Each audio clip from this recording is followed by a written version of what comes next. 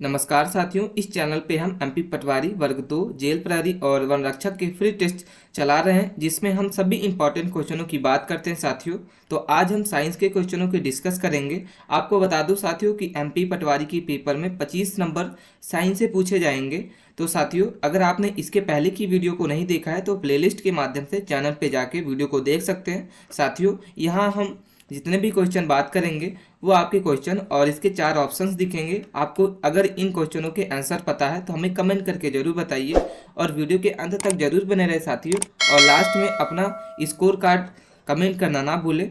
आप हमें जरूर बताइए कि आपके कितने क्वेश्चन सही हुए हैं। तो स्टार्ट करते हैं साथियों हम अपना फर्स्ट सवाल। साथियों, फर्स्ट सवाल है हमारे सामने कि आंसुओं में कौन सा पदार्थ घुला होता है। ठीक है, आपका ए ऑप्शन है सामान्य नमक, बी नंबर समुद्र, सी नंबर स्टार्च और डी नंबर आपका ग्लूकोज। ठीक है साथियों, अगर आपने वीडियो को चैनल को सब्सक्राइब नहीं किया है तो चैनल को सब्सक्राइब कर ले और वीडियो को लाइक करें, ताकि हम एमपी पटवारी के जितने भी टेस्ट चला रहे हैं वो आपको सबसे पहले पहुंचे। ठीक है, तो इसका सही उत्तर होगा साथियों, इसका सही उत्तर होगा ऑप्शन नंबर ए, आंसुओं में सामान्य नमक जो है पदार्थ घुला होता है। चलते हैं हम अपने अगले सवाल की ओर।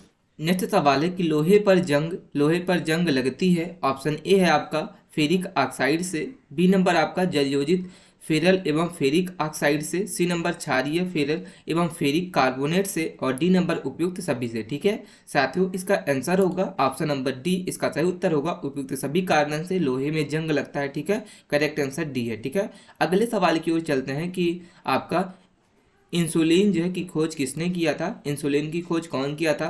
इसका चारों ऑप्शन दिख रहे हैं साथियों, सही उत्तर होगा इसका ऑप्शन नंबर ए, बैटिन। ठीक है, इसका करेक्ट आंसर है। नेक्स्ट सवाल पे चलते हैं कि वनस्पति तेल को घी में परिवर्तित किया जाता है। ठीक है, ऑप्शन ए है आपका ऊष्मा उपचार के लिए, बी नंबर हाइड्रोजनीकरण द्वारा, सी नंबर ऑक्सीजन द्वारा और डी नंबर आपका एंजाइमों के द्वारा। ठीक है, करेक्ट आंसर होगा साथियों ऑप्शन नंबर बी, हाइड्रोजनीकरण के द्वारा वनस्पति तेलों में घी का परिवर्तन किया जाता है। चलते हैं हम अपने अगले सवाल की ओर साथियों। और नेक्स्ट सवाल है कि निम्नलिखित में से कौन सी एक मिश्र धातु है। ऑप्शन ए है आपका जस्ता, बी नंबर आपका स्टील, सी नंबर सीसा और डी नंबर आपका एल्यूमिनियम। ठीक है, सही उत्तर होगा साथियों ऑप्शन नंबर बी, सही उत्तर होगा ऑप्शन नंबर बी, इसका करेक्ट आंसर है स्टील, इसका सही उत्तर है। चलते हैं हम अपने अगले सवाल की ओर। नेक्स्ट सवाल है साथियों कि निम्नलिखित में से कौन सी ईंधन गैस नहीं है। ठीक है, ऑप्शन ए है आपके सामने भाप आंगर गैस, ठीक है, B number producer gas, C number हास गैस और डी नंबर आपका मार्स गैस। ठीक है, करेक्ट आंसर होगा इसका साथियों ऑप्शन नंबर सी, हास गैस जो है वो ईंधन गैस नहीं है साथियों। नेक्स्ट सवाल है कि निम्नलिखित में से कौन सा तत्व प्रबल क्षारीय ऑक्साइड बनाता है और जब ऑक्सीजन में जलता है। ठीक है, ऑप्शन ए है आपका phosphorus, B number sodium, C number लोहा और डी नंबर आपका गंधक। ठीक है, करेक्ट आंसर होगा साथियों ऑप्शन नंबर बी, सोडियम, इसका सही उत्तर होगा। अगले सवाल पे हम चलते हैं कि फेदम क्या है। ठीक है, फेदम क्या है तो एक मछली होती है, एक पौधे का नाम है, एक बर्तन को कहते हैं और डी नंबर एक माप है। ठीक है, करेक्ट आंसर क्या होगा साथियों, अगर आपको पता है तो हमें कमेंट करके जरूर बताइए। इसका सही उत्तर होगा साथियों ऑप्शन नंबर डी कि फेदम जो है एक मापन है। ठीक है, एक माप है। ताकि चलते हैं अपने अगले सवाल की ओर। और नेक्स्ट सवाल है हमारे सामने कि रिचर स्केल किसके नापने में प्रयोग होता है। ऑप्शन ए है आपका भूकंप की तीव्रता, बी नंबर वायु की तीव्रता, सी नंबर समुद्र की गहराई नापने के लिए और डी नंबर आपका शरीर का ताप। ठीक है, चलते हैं इसके आंसर की ओर। और इसका करेक्ट आंसर होगा साथियों भूकंप की तीव्रता नापने के लिए रिचर स्केल का प्रयोग किया जाता है। चलते हैं हम अपने नेक्स्ट सवाल की ओर। नेक्स्ट सवाल है साथियों हमारे सामने कि डायनामाइट के आविष्कार जो है वो निम्नलिखित में से कौन है। ऑप्शन ए है आपका Einstein, B number Newton, C number Alfred Nobel और डी नंबर आपका मॉडर्न क्यूरी। ठीक है, सही उत्तर होगा साथियों option number C, Alfred Nobel ने डायनामाइट का आविष्कार किया था। महत्वपूर्ण क्वेश्चन है साथियों जो आपके पटवारी के विज्ञान में पूछे जाएंगे। ठीक है, तो वीडियो कैसी लग रही है हमें कमेंट करके जरूर बताइए।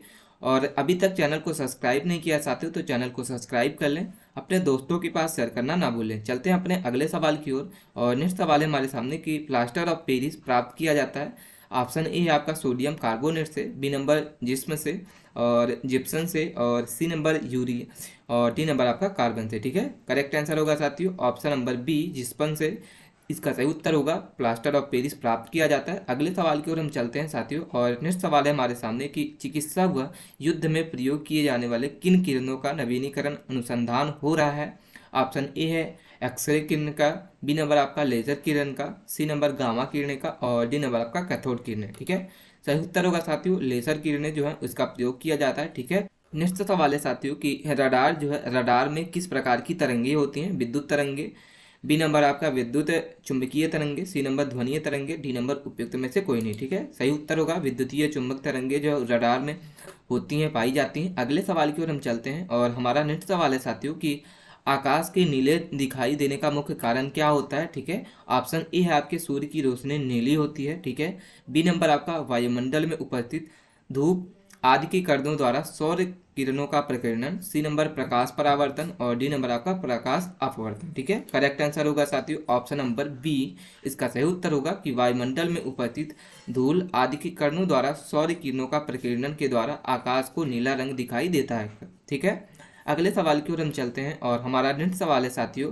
कि तेज गति में आता हुआ वाहन हार्न बजाता है तो उसका चीप जो है वो क्या होता है? तो उतना ही सुनाई देता है, बी नंबर अधिक सुनाई देता है, सी नंबर कम सुनाई देता है और डी नंबर पहले कम और फिर अधिक। ठीक है, इसका सही उत्तर होगा साथियों ऑप्शन नंबर बी, अधिक तेज से आता हुआ वाहन जो है वो हार्न बजाता है तो उसको अधिक सुनाई देता है। ठीक है, उसका चीप जो है वो अधिक सुनाई देता है। चलते हैं अपने अगले सवाल की ओर और अगला सवाल है साथियों हमारे सामने, सूती और ऊनी रेशमों में अंतर्जात किया जाता है। ऑप्शन ए है छूकर, बी नंबर जलाकर और सी नंबर NaNO की क्रिया करा के और डी नंबर आपका H2O ठीक है की क्रिया करा के। सही उत्तर होगा साथियों सूती और ऊनी रेशमों के अंतर करने के लिए उसको जलाकर अंतर किया जाता है। ठीक है, अगले सवाल की ओर हम चलते हैं। सवाल है कि बर्फ पर दाब बढ़ाने से उसका गलनांक क्या होता है? घट जाएगा, बी नंबर बढ़ जाएगा, सी नंबर अपरिवर्तित रहेगा और डी नंबर आपका शून्य हो जाएगा। करेक्ट आंसर होगा ऑप्शन नंबर ए, बर्फ पर दाब बढ़ाने से उसका गलनांक जो है साथियों वो घट जाएगा। ठीक है, करेक्ट आंसर।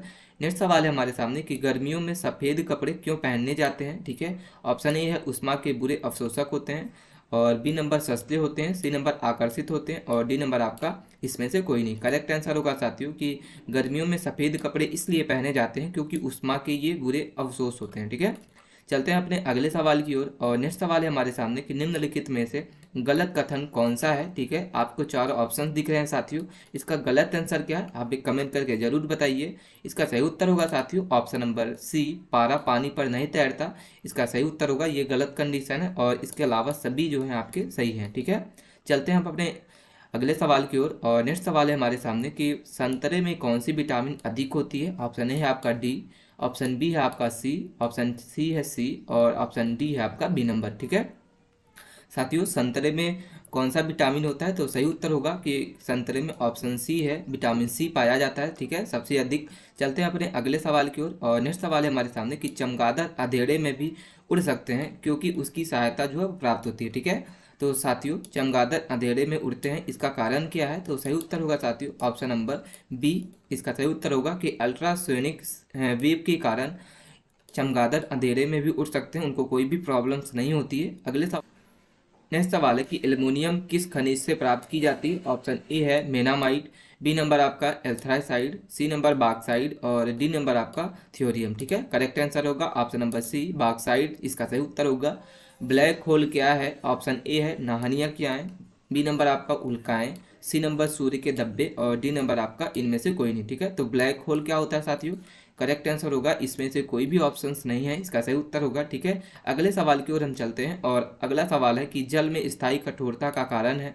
ऑप्शन ए है आपका manganese carbonate, B number calcium chloride, C number zinc chloride और डी नंबर आपका कैल्शियम कार्बोनेट। ठीक है, करेक्ट आंसर होगा साथियों option number B, calcium carbonate, इसका सही उत्तर होगा। अगले सवाल की ओर हम चलते हैं और हमारा नेक्स्ट सवाल है साथियों कैलोरी की मापन इकाई है। ठीक है, कैलोरी की मापन इकाई क्या होती है साथियों? ऑप्शन ए है आपका उष्मा, बी नंबर ठोस, सी नंबर तरल और डी नंबर आपका ध्वनि। ठीक है, सही उत्तर होगा ऑप्शन नंबर ए, उष्मा जो है इसका सही उत्तर होगा। कैलोरी की मापन इकाई उष्मा होती है। चलते हैं हम अपने अगले सवाल की ओर।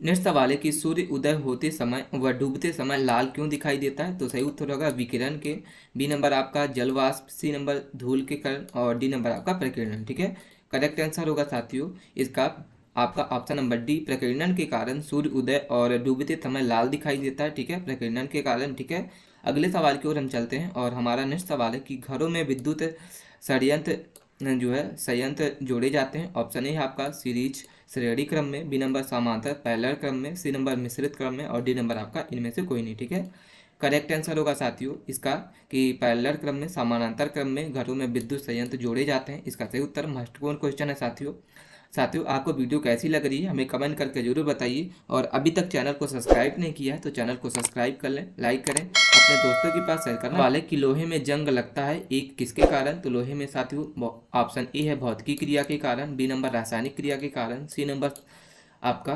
सामान्य क्रिया है, और डी नंबर आपका इनमें से कोई नहीं। ठीक है, सही उत्तर होगा साथियों ऑप्शन नंबर बी, लोहे में जंग जो लगता है वो रासायनिक क्रिया के कारण लगता है। महत्वपूर्ण क्वेश्चन है। नेक्स्ट सवाल है हमारे सामने कि विद्युत बल्ब का फिलामेंट किसका बना होता है। ऑप्शन ए आपका chemical, B number tungsten, C number तांबा, और डी नंबर आपका जस्ता। सही उत्तर होगा कि विद्युत बल्ब जो होता है वो साथियों फिलामेंट उसका टंगस्टन का बना होता है। नेक्स्ट सवाल हमारे सामने, ठीक है, नेक्स्ट सवाल है कि केतली के पानी का गर्म होना उदाहरण है। ठीक है, ऑप्शन ए है आपका चालन, बी नंबर संवहन, सी नंबर विकिरण, और डी नंबर आपका संघनन। ठीक है, किसका उदाहरण होता है साथियों। अगर आपको इसका आंसर पता है तो हमें कमेंट करके जरूर बताइए। तो ये थे साथियों हमारे महत्वपूर्ण 30 क्वेश्चन, हमें कमेंट करके जरूर बताइए।